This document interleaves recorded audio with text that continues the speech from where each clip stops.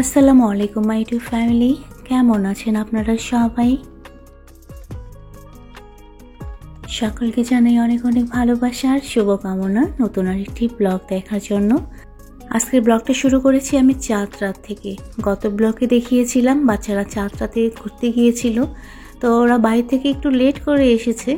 তো রাতের খাওয়া দাওয়া শেষ করে এখন আমার বড় ভাসুরের মেয়ে পৃথা ঈদ উপলক্ষে একটা ডেজার্ট বানিয়ে নিচ্ছে।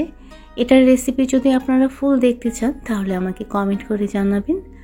আমি যদিও আজকের ভিডিওতে ছোট ছোট একটু করে ক্লিপ রেখেছি, ডিটেলসভাবে আমি শেয়ার করিনি। শেয়ার করলে ভিডিওটা অনেক বড় হয়ে যাবে। আচ্ছা, ও যে ডেজার্টটা বানাচ্ছে সেটার নামটা কিন্তু এই মুহূর্তে আমার কেন জানি মনে পড়তেছে না, যদিও আমি শুনেছিলাম নামটা কি, বাট এটা লেয়ার বাই লেয়ার হয়, তো আপনারা ইতিমধ্যে হয়তো বা খেয়াল করেছেন। আর এটার ফাইনাল লুক আমি কালকে দেখাবো সকালবেলা। Okay, good morning my to family. Next day সকালবেলা, ঈদের দিন। তো ঈদের অনেক অনেক শুভেচ্ছা শুভকামনা জোৎস্না কাজল ফ্যামিলির পক্ষ থেকে আপনাদের সকলকে। তো যেহেতু ঈদের নামাজ আজকে আমাদের এখানে টাইমটা পড়েছে 9টার দিকে, তো 8টার দিকে সবাই বাসা থেকে বের হয়ে যাবে। তো সকাল সকাল উঠে ঈদের যে মিষ্টি আইটেমগুলো সব বানিয়ে নেওয়া হয়েছে। সকাল 5:30টার দিকে ওঠা হয়েছিল। তো এখানে এখন টেবিলটা রেডি করে দেওয়া হচ্ছে। 7:30 বাজে এখন। ঈদে নামাজে যাওয়ার আগে মিষ্টি মুখ করে যেতে হয়, যার কারণে সকালবেলা মিষ্টি আইটেমগুলো দিয়ে আমরা টেবিলটা সাজিয়ে নিচ্ছি। মিষ্টি আইটেমের পাশাপাশি নুডলস রাখা হয়েছে আমার ছেলের পছন্দের কথা চিন্তা করে, কারণ ও না মিষ্টিটা খুব বেশি পছন্দ করে না। ডাইনিং টেবিলের ট্রে আজকে চেঞ্জ করে দেওয়া হয়েছে। ভাবি বলল যে ঈদের দিন একটু ডিফারেন্ট করো, তো আমি এখানে অন্য একটা ট্রে সেট করে দিয়েছি। আর এদিকে বাবা কিন্তু এসে বসে পড়েছে। বাবা সবার জন্য বসে ওয়েট করতেছে, আর এরই মাঝে আমরা একটু ছবি ভিডিও ক্লিপ করে নিলাম। আর ইতিমধ্যে কিন্তু টেবিলে সবাই বসে পড়েছে। এখন সবাই একটু একটু করে পছন্দ মতো ঠিক না, প্রত্যেকটা আইটেম একটু একটু করে টেস্ট করে যাবে, কারণ ফুল ব্রেকফাস্ট কিন্তু এখন আর করা হবে না।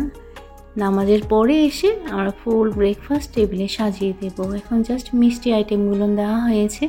এরই মধ্যে কিন্তু দুটো আইটেম এখনও রেডি করা হয়নি, সেটা নামাজের পরে এসে ওরা খাবে। তো আপনারা খেয়াল করেছেন সবাই সবাইকে খাওয়াই দিচ্ছে। এই যে এই মোমেন্টগুলো যে কতটা লাইফে ইম্পর্টেন্ট, এটা আসলে অনেকে বোঝেই না। এখন তো সবাই প্রাইভেসিটা বেশি ইম্পর্টেন্ট দেয়, কিন্তু প্রাইভেসির পাশাপাশি ফ্যামিলি টাইমটাও কিন্তু লাইফে অনেক ইম্পর্টেন্ট। আমার বাসার মধ্যে একটু ডিসিপ্লিন, একটু রুলসটা আসলে আমি বেশি ফলো করি। হয়তো বা এমন হয় যে পরিবারের মধ্যে বাকি সদস্যরা আছে, কিন্তু এই যে একসঙ্গে খাওয়া, এটা কিন্তু অনেক পরিবারে হয় না। যার যার মতো করে টেবিলে খাবার দেওয়া থাকে, ইচ্ছা মতো টাইম অনুযায়ী এসে খেয়ে যায়। আমার কাছে ওটা ভালো লাগে না। আমার কাছে পরিবারের সবাইকে মিলে একসঙ্গে বসে খাওয়াটা বেশি ভালো লাগে। তো আমি কি করি, টেবিল সুন্দর করে গুছিয়ে নেওয়ার পরে তারপরে সবাইকে একসঙ্গে নিয়ে বসে খাওয়ানোর চেষ্টা করি। আপনারা খেয়াল করেছিলেন বাবা কিন্তু অনেক আগে এসে বসেছিল, কিন্তু বাবার খায়নি। কেন খায়নি? কারণ বাবা সবার জন্য ওয়েট করতেছিল, সবাইকে নিয়ে একসঙ্গে খাবে দেখে। আমার মনে হয় প্রত্যেকটা ফ্যামিলিতে এরকম নিয়ম থাকা দরকার। তো সবাই এখন নামাজের জন্য যাচ্ছে। আর আমাদের দিনাজপুরে অনেক বড় একটা জামাত হয়, গড়া শহীদ ময়দান, মেবি আমি নামটা ঠিক বলেছি। তো আজকে কিন্তু 2 মেয়ে পৃথা তুরাবি ওরাও যাচ্ছে। ওরা তো নামাজ পড়বে না, সেভাবে মেয়েদের নামাজ পড়ার ওখানে আয়োজন করেনি, কিন্তু ওরা দেখার জন্য যাচ্ছে। তো সবাই বের হয়ে যাচ্ছে, আমি সেটারও একটু ভিডিও আপনাদের কাছে শেয়ার করলাম। তো ওরা চলে যাওয়ার পরে আমরা বাকি রান্নাগুলো কমপ্লিট করেছি। আসলে কি, আমরা সকাল সকাল সব কিছু করে একদম ফ্রি হয়ে যাই। তো গোসল করে আলহামদুলিল্লাহ নামাজ পড়ে আমি সুন্দর করে একটু নিজেকে রেডি করেছি। তো ভাবলাম একটু শেয়ার করি। এই যে এই ড্রেসটা, এটা আমার বড় দিয়েছিল আমার 24 অ্যানিভার্সারিতে। আপনাদেরকে বলেছিলাম না যে আমার বড় আমাকে গিফট দিয়েছে, কিন্তু একটু পরে দেখাবো। তো আজকে আমি ঈদের দিনে এই ড্রেসটা পরে নামাজ পড়েছি। আর আলহামদুলিল্লাহ আপনারা খেয়াল করেন আমি আর আমার বর কিন্তু ম্যাচিং পড়েছি।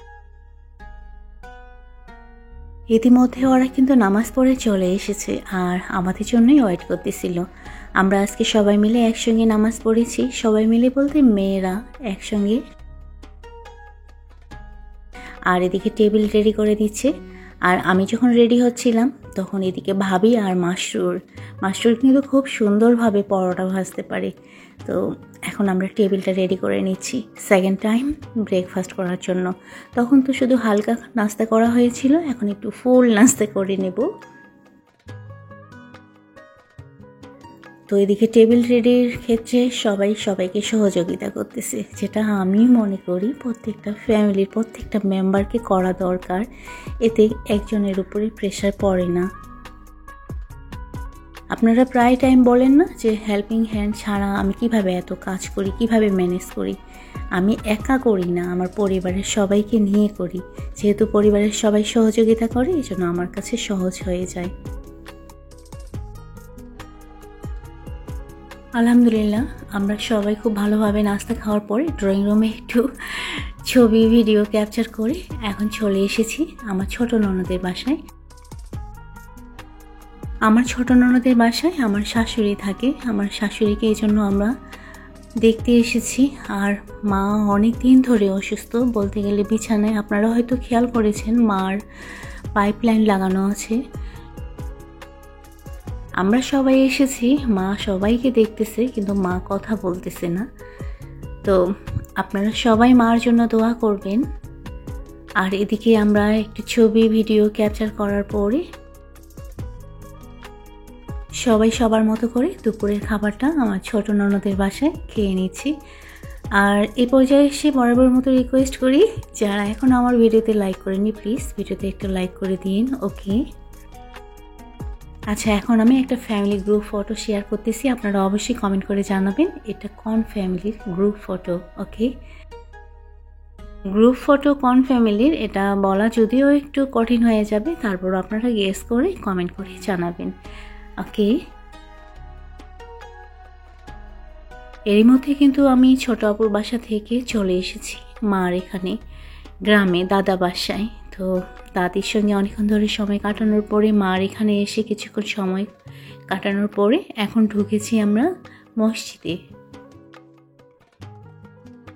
এই মসজিদটা দাদা বানিয়েছিল। তো মসজিদের ঠিক সামনেই পারিবারিক কবরস্থান।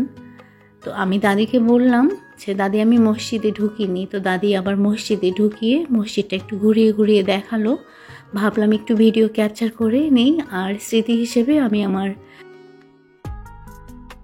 এই যে মসজিদে যে কারুকাজ করা হয়েছে এগুলো সব দাদা নিজের হাতে করিয়েছে। তো দাদার খুব শখ ছিল যে পারিবারিক কবরস্থানের পাশেই মসজিদ হবে, ঠিক সেইভাবে মসজিদটা তিনি তৈরি করেছিলেন।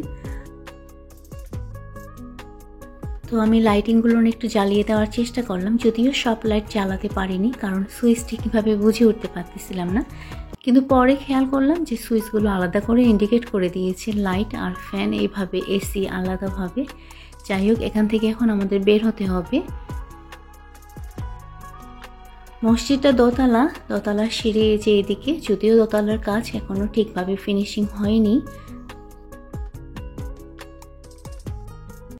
আমার বড় বোন আর ছোটো বোন তো ঢাকায় থাকে, ওরা এসেছে ঈদ করার জন্য। তো ঈদের দিনেই আমরা চলে এসেছি। আর মসজিদের সামনে আর পারিবারিক কবরস্থানে যে এটা, তার পাশেই একটা পুকুর আছে। তো এটা হচ্ছে মসজিদের সামনেই হচ্ছে কবরস্থানের যে ঢোকার গেট। আর বাসা থেকে যখন আমরা কবরস্থানে আসি ওখানে একটা গেট আছে, দুটো গেট এই আর কি। তো যাই হোক, আমরা দাদা বাসা থেকে বের হয়ে এখন রওনা দিয়েছি। ভাবলাম শেষ বিকেলের একটু সূর্য আপনাদের কাছে শেয়ার করি। ফিরতে ফিরতে প্রায় আমাদের সন্ধ্যা হয়ে গিয়েছিল। তো বাসায় আসার পরে কিছুক্ষণ রেস্ট নিয়েছি। এদিকে রাতের বেলা গেস্ট এসেছে। গেস্ট বলতে বড় ভাবির বাবার বাসা থেকে ভাবির বড় ভাইয়ের ফ্যামিলি এসেছে। তো আমরা ড্রয়িং রুমে সবাই মিলে একটু ভিডিও ক্যাপচার করলাম। আসলে আজকে ঈদের দিনেই মনে হয় কিসের জন্য, ঘোরাঘুরি আর খাওয়া দাওয়ার জন্য। আর এই যে সবাই সবার বাসায় আসতেছে, একটু ভিডিও ক্যাপচার করতেছি, এগুলো আসলে স্মৃতি হিসেবেই রাখার জন্য। হয়তো বা আজকের ভিডিওতে আপনারা ঘুরে ফিরে খাওয়া, এই ফ্যামিলি গ্যাদারিং এটাই দেখতে পাচ্ছেন। আসলে ঈদের দিনে আর কি দেখানোর আছে? এই যে ফ্যামিলির সঙ্গে সময়টা কাটানো, একে অপরের বাসায় গিয়ে কথা বলা, এই আন্তরিকতাটা যে কতটা যে লাইফে ইম্পর্টেন্ট, এটা এক সময় আমরা ফিল করব যখন সবাই সবার কাজে ব্যস্ত হয়ে যাব। মন চাইলেও ফ্যামিলির কাছে যেতে পারবো না, যার কারণে স্মৃতি হিসেবে এগুলো মোবাইলে ক্যাপচার করে রাখা। আর আমি যেহেতু ব্লগ করি, তো ব্লগ ভিডিওতে আমি এগুলো শেয়ার করি এই কারণে, স্মৃতি হিসেবে রাখার জন্য। আচ্ছা, এতক্ষণে তো আমার মনে হয় ভিডিওতে আপনারা অলরেডি লাইক করে দিয়েছেন। তো লাইক করার পর অবশ্যই যদি ভিডিওটা ভালো লাগে তাহলে ভিডিও রিলেটেড একটা হেলদি কমেন্ট করে দিবেন। ওকে, তো টেবিলের মধ্যে খাওয়া দাওয়া, গল্প গুজব, আসলে এত মজা লেগেছিল। আর প্রমি কিন্তু আপনাদেরকে হাই বলল। তো প্রমিকে যারা রেগুলার আমার ভিডিও দেখে তারা তো জানেন, তারপরও বলে দিই, প্রমি হচ্ছে আমার মেজ ননদের মেয়ে। ও এসেছে, ওর মা বাবা একটু পরেই আসবে।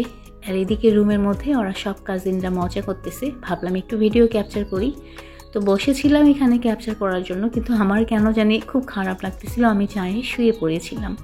এদিকে ইতিমধ্যে কিন্তু মেজ আপু চলে এসেছে, ওই যে আমার মেজ ননদের জামাই। তো লাস্ট কিন্তু এটা হচ্ছে খাওয়া দাওয়ার পর্ব চলতেছে, তাদের জন্যই ওয়েট করা হচ্ছিল। আচ্ছা, এই পর্যায়ে এসে আরেকবার রিকোয়েস্ট করি, যারা আজকে ফার্স্ট টাইম আমার চ্যানেলটা ভিজিট করেছেন, আজকে ব্লগটা যদি আপনাদের একটু পরিমাণ ভালো লেগে থাকে তাহলে লাইক আর কমেন্ট তো করবেন। আর এ ধরনের ডেইলি লাইফস্টাইল ব্লগ যদি আপনারা দেখতে পছন্দ করেন তাহলে আমার চ্যানেলটা সাবস্ক্রাইব করে দিয়ে আমার পাশে থাকবেন। ওকে, তো আজকের মতো এই পর্যন্ত। আবারও ঈদ মোবারক, সবাই ভালো থাকবেন, সুস্থ থাকবেন। ওকে।